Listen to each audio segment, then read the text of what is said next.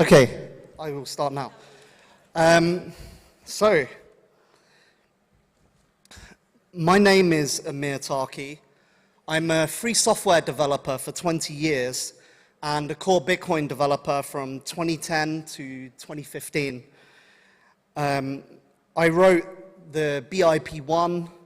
I made the first UK Bitcoin exchange. I'm 10 years plus working on privacy technology. I made the first privacy implementations in Bitcoin, CoinJoin, stealth addresses. In 2015, I joined the YPG and I fought on the front line against ISIS. I was 3 years working in Syria for the local revolutionary government. And in this talk, I'm going to talk about DarkFi. So DarkFi is an L1 for anonymous smart contracts. It's like, in the same way Monero is the anonymous version of Bitcoin, DarkFi is the anonymous version of Ethereum. So I will also today talk about the app that we're building for users, like what are we putting into users' hands. So let's begin. Let's have a look. So, okay, that was actually, let's just go back here. So let's start with the name, DarkFi. DarkFi's name actually comes from 2013, where there was a project that we founded called Dark Wallet, and it was founded by me and Cody Wilson, who invented the 3D printed gun, by Vitalik and a group of Spanish hackers. And you can actually go on YouTube and you can find the initial video, which is an important piece of Bitcoin history. But the name itself comes from a speech by the director of the FBI. And the director of the FBI said that if people begin using cryptography widely, if everybody starts adopting cryptography, it threatens to create these dark zones in the internet where law enforcement cannot penetrate, the going dark problem. And the quote is, he goes, you know, the law has not kept pace with technology, and this has created a public safety problem. So you might go, okay, well, why do we need the cypherpunk values? Cypherpunk values, what are they? Number one is anonymity. And I'm not talking about when I say, people go, oh, our project's private, like, oh, we provide user. No, I mean strong anonymity in the sense that if they come for you, they cannot find out who you are. You are completely protected. And there is no gray zone there. There is only the project. Your project is either anonymous or it's not anonymous. Also, censorship resistance. What that means is 100% pure free speech. You can say whatever you want and nobody can shut you down.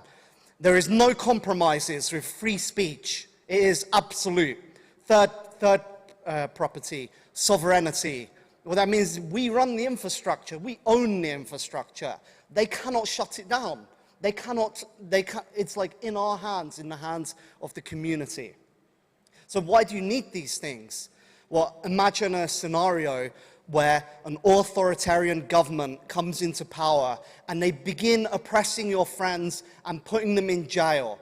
And you need to mobilize to create a parallel free society. What do? You create an anonymous on-chain DAO.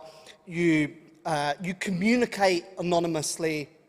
You raise funds into that DAO. You allocate resources to people for different projects. You coordinate the work using anonymous infrastructure, anonymous task managers, and then people get paid a salary, they get paid money, they need to cash it out, they need to do OTC, they need to trade it so they can pay for stuff, and people using this infrastructure are able to mobilize. And what I'm talking about is not a theoretical thing, it's a real thing. The time is coming, and we all feel that within the next 5 years or so, there is going to be some major event of huge macro, economic or political significance. Right now, they are putting devs in jail for making anonymous software. And when they are doing that, they're trying to frighten people into compliance. And it's like, you know, if I say something and, you know, I'm just saying, you know, you know, commenting about something, and I suddenly go, or someone says to me something, and I suddenly go, oh yeah, blah, no, blah, and I react really aggressively, and you go, whoa, why is he reacting so aggressively? That is not a sign of strength. That is not a sign of power. So when they are oppressing people and putting people in jail for making anonymous software, that is not, that we are not meant to back off from that. That is a signal of where they're weak, and we're meant to hit them harder. We're meant to push further. And you know, people always go to us, oh, you know, what about this project? You know, what about this other project? You know, DarkFi has no competition because, you know, there's all these projects go, oh yeah, I'm a privacy project, blah, blah, blah. Join our Discord, you know, check out our Google Docs. They are putting people in jail. They're putting people in jail, and if you are using Discord, then you are obviously not afraid. And if you're not afraid, you're probably not doing anything important.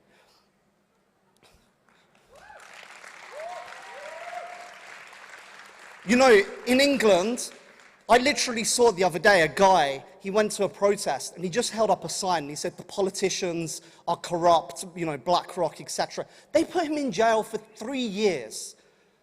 And I even read now that they are reducing the time served for criminals in jail from 80% to 60% to make more space in jail because they expect more people to go to jail now, more higher capacity because of these new speech laws. How crazy is that? They're putting people in jail. And like, people are really suffering right now. People, like, the elites are trying to divide society, separate people from each other. They're actively hostile to the interests of the people. And yet, cryptocurrency, as technologists, we have this huge power of cryptography, and we have not, after billions of dollars of VC money, you know, the VCs, they get the money from central banks, you know, they get it from their friends in Wall Street. And, you know, they don't put it into disrupting the status quo. But then this industry, which was meant to change things, to have an impact, goes to those same guys, ends up, you know, kowtowing before them, trying to ask, oh, please, sir, give me some funds. And that's why we haven't been able to deliver. That's why projects are going, join our Discord, you know, check out our Google Docs. We haven't even built a chat app after so many years. And now you're going on Twitter and you see a project going, oh, I think the future is AI conscious agents communicating, allocating resources. It's like, have you built any of that? No. You haven't built anything. It's just talking rubbish. We haven't built the basics that people need. And then people go, okay, you know, DarkFi, what you're building, you know, what about criminals? What about the criminals? You know, everybody, all the movies is all about, like, you know, mafias and criminals and gangsters. The reason why people are you know, like, watching this stuff and they're going, oh, you know, I actually sympathize more with the criminals because everybody feels that we're under foreign occupation by a colonizer. That's how dubious the law has become. The law no longer holds moral weight. And they turn around and they say, you know, for us people who are trying to gain our freedom, they go, oh, that's criminal. You know, oh, what about criminals? They invented that label and they put that on us. And we're playing the rules of their game that they invented. If anybody's the real criminal, you know, they're the real criminals. 2 million people died in the Middle East for absolutely nothing. Absolutely nothing. 2 million people died. Shocking, absolutely shocking. Things need to change, and we are technologists, and in our hand, we hold cryptography. I study a lot of math every day, and, you know, when you're reading the math, you discover mathematical truths, and you go, oh, that's very interesting, and you take these mathematical truths and you piece them together to create cryptographic schemas, and we use these schemas, you know, to defend society from attack by nation states. You know, that is magic. If anything is magic, that is magic. We are like wizards casting a spell. You know, they used to say that violence cannot solve math problems. That's what that means. No matter how much violence the state uses with their man-made laws, they cannot defeat the power of the cryptographers. When we wake up and we realize that power, we will become invincible, because the trajectory of history, when a technology whose time has come, it can't be stopped, no matter what laws they try to do. We have bought some time, but do not be under the illusion that governments are our friend. Maybe the SEC has eased up on breathing down our necks, but they're not our friend. The crackdown is coming. We have to use this time to build and to make governments irrelevant. So, oh yeah. So, you know, that's people waking up, realizing, you know, that things are changing, and this is the, you know, the Lunapunk fight. So, yeah, I just, you know, like, okay. Because when we're doing cryptography, we're summoning the power of Mother Nature. That's how powerful that stuff is. And, oh, okay. So this graph is actually, well, we don't need it. We just talk about this. So, you know, anonymity and surveillance are in a feedback loop. The more that they crack down on anonymity, the more it validates why we need anonymity. And the more it pushes us to understand this is the value in cryptography. Cypherpunk, you know, anon, P2P, censorship-resistant, sovereign infrastructure for the people, for the community, to allow us to build the new paradigm, the new economic paradigm. And the more that we're successful, the more that they're like, oh, this is disrupting the status quo. This is the thing that actually changes things. And the more that they crack down. That's the feedback loop. And so, yeah, you see it there. And so that's why this split, DarkFi, RegFi split, whether it's 5 years, 10 years, it's an inevitability. It's coming at some point. And so for example, Tornado Cash case. The reason they put the Tornado Cash people in jail was because they made a mixer, but it's not how they put them in jail. In the same way, it's not how they put Al Capone in jail. They put him in jail using the taxes thing. So with Tornado Cash, it was actually three things. The first was they had access to their internal Signal chats. And so they were able to say, oh, you said this and you said that, so therefore you're like the CEO. So when we were building DarkFi, we realized that we needed to have this completely anonymous communication system, P2P, where all the messages are unlinkable. Nothing like that exists. So that if they come later with chats and they go, oh, you said this, then we go, well, no, I didn't. It can be absolutely anybody. Anybody can assume that identity. And we use cryptography to, you know, ensure that we have spam protection and, you know, that it's functioning. But we've been using that for several years to do the DarkFi development. And people, they always go, oh, but, you know, how can you do things anonymously? Well, you know, culture does not come from Reddit. All the internet culture came from 4chan. That's like, when people are in free speech zones, that's when they like really explore, you know, they explore thought. And that's when, you know, people are willing to like think critically rather than just trusting authority. And we need that more than ever. And we built technology in the 90s, and we were all anonymous. We just join an IRC channel, and we start coordinating, sending patches.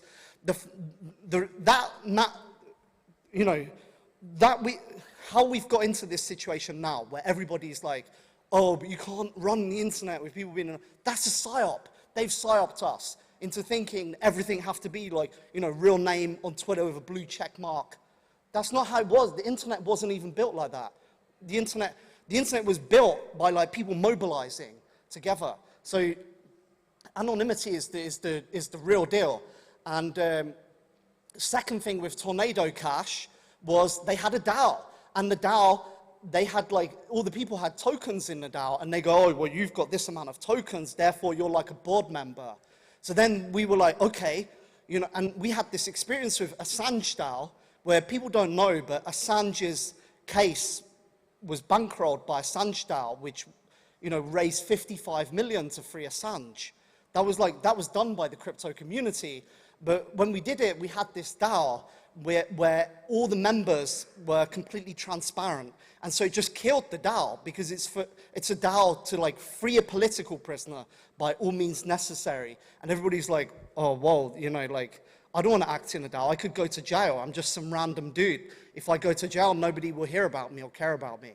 So, and then secondly, the DAO was participating in an auction. So the fact that the treasury was public just broke the game theory of the auction.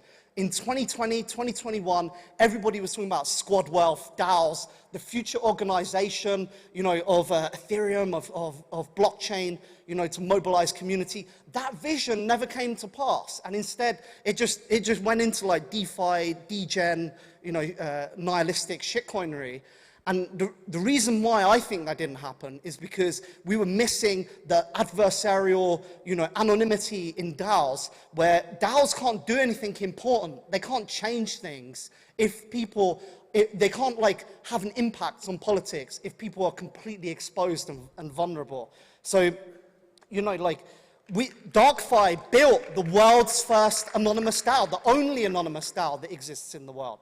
That infrastructure exists on DarkFi. And the third thing about Tornado Cash, they ran infrastructure. We've built everything ground up, you know, completely sovereign infrastructure, P2P task managers, everything. And you know, they're telling me I'm running out of time, so, you know. I'll just talk about the UI, because, you know, when I watch movies, like, okay, Silicon Valley, they've got this broken paradigm where they, you know, try to capture as many normies as possible and tax them. They're like, oh yeah, people are stupid. We just need to get loads of stupid people. And crypto people have fallen into that trap where and that's why I read an article recently. It said Gen Z does not know how to use a file system. And it's indeed, like when you go on the Mac computers and you look at the file browser, it doesn't expose the file system. You can't access it. So it's like literally, not only are they designing the software for stupid people, it's actually making people stupid. And we need to create software, the vision of the future that we were promised in the sci-fi, in the movies in the 90s. And instead of trying to copy, you know, Silicon Valley, you know, like all these garbage delivery apps that are made in Electron slop, JavaScript, and they're just shitty and they lag. Like, why do we think that is the authority? Why are we trying to copy Google? Why are we not building actually cool stuff? Why are we not building the things that people who are being oppressed actually need? That's why people is looking at cryptocurrency, guys, it's a scam. We haven't built the basic tools. Everybody's talking about very fancy stuff. We need to actually put the things that people need. How come DarkFi project there are projects which have 20x to 100x of our budget, and they have not even built 20% of what we've built. We've built much more than other projects, which is a small project. How is that possible? That should tell you a lot about this industry and how this industry is operating. So I just go through some of the stuff. You see we've got OTC swaps, ZK compiler, you know, the consensus algorithm, you know, chat, completely cross-platform, Windows, Mac, Linux, Android, iOS. And lastly, to wrap it up, you know, they call us criminals, but they're the real criminals. And in the end, history will be the judge of our actions, and history will absolve us. And anonymity is offensive. It expands spaces. It expands the territory of freedom, as Satoshi said. Privacy is not simply a normie. You know, people go, privacy is normal. Privacy is special. It's something we strive for, we struggle for. And this is the dark forest, internet rewilded with cryptography, you know, is how we mobilize to change things. We are not criminals, we are forest rebels. And this split is happening, and cryptography is magic. Crypto regulation is an open and official provocation against liberty and sovereignty. All who advocate for it are domestic enemies of the people and must be absolutely opposed. The right of the people to keep and deploy cryptography shall not be infringed. Thank you so much, Amir. That was a fantastic presentation. Amir, there are 1 billion questions for you on the Meerkat app, so... Just come approach me. I'm very approachable afterwards. You know? Thank you so I'm much. around. Up next, we have Ash, who is with Taleo.